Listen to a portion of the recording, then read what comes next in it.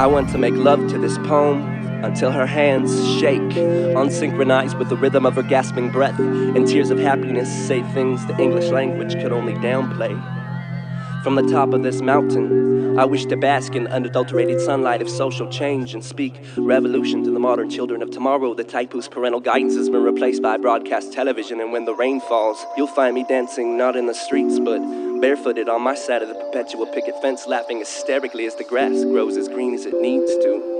These flavors of righteousness will linger on my tongue only to animate my essence, a definition of which the mango might one day conceptualize, having spanned the entirety of lucid reality step by step by step, and it only takes one sip to spark a flood of unprecedented destiny. In a comfort zone more familiar than any similarity, surrounded by brothers backing you up with rants of affirmation, saying things like, fuck it, man. So I sing a song of sixpence with a pocket full of lint, because sometimes exaggeration carries more follow-through than any truth I've ever possessed, meaning overcast doesn't always have to mean colorless. Riding a rainbow like a parasite, I dream of reaching the other side, where promise of financial stability will undermine my tuition, and a bottle of Irish whiskey will ease my anxieties. Dancing like nobody's watching, I will thrust my pelvis to the rhythm of the same orchestra the solemn street preacher shares fellowship with, and social composure will forever be rendered obsolete. From his throne, this marvelous beast will fall downward, bellowing sounds of 1,000 pardons, solemnly swearing they're never going to do things in accordance to what other individuals may be thinking.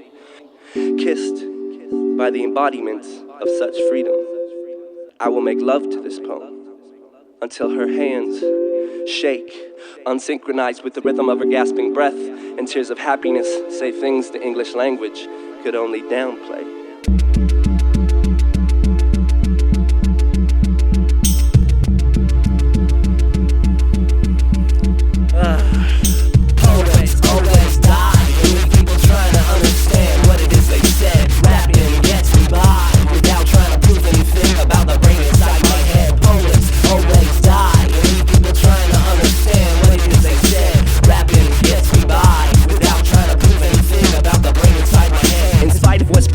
Social, even spiritual, I spit something ridiculous so everyone will hear me, yo. The syllables they drop and settle in, and people bob their heads. No need for big word riddling, no metaphors, just punchline. Said this more than one time, they come a dime a dozen. So I animate these simple flows to keep the rhythm thumping. You know those poet types saying something overboard, big bad intellectual wordplay connoisseurs, but it's really more than necessary excess I process. And if you ask me, they need to give that shit a rest. To mesmerize a crowd, be loud and fit the image. Rhyme words like bitch, I'm dropping hot shit quick with sickness. This is how you overcome a poet. Be real profane and proclaim that you're the dopest. I don't spit about things that seem to be abstract. Refrain from rapping about all that sentimental crap. The world is dying, people are crying, drink your wine and shut your trap. The last thing we need's another bleeding heart writer, feeding the masses with feeling. Please give me a break, brother. Nobody likes basic math, why would they like metaphysics and sonnets and similes and therapeutic bullshit? I'm so sick of those dramatic, proper grammar type of people fighting the evil with their insignificant rhymes to save the day. Pardon me, but I got some mics to rock and spittle to spray. Ain't no way people are giving a fuck about your waste of breath or the way you express passion for your pretty little voice. I pity those who make the choice to write cute little haikus. Coffee shop revolutionaries purely preaching truth. Yes, I'm lost, very silly, surely sick of hearing you filling the room with super concepts and heavy-duty nothingness and overboard poems about your struggle and other injustices. I must admit, you've depressed a shitload of people, overkilling the need to be emotionally meaningful. The seemingly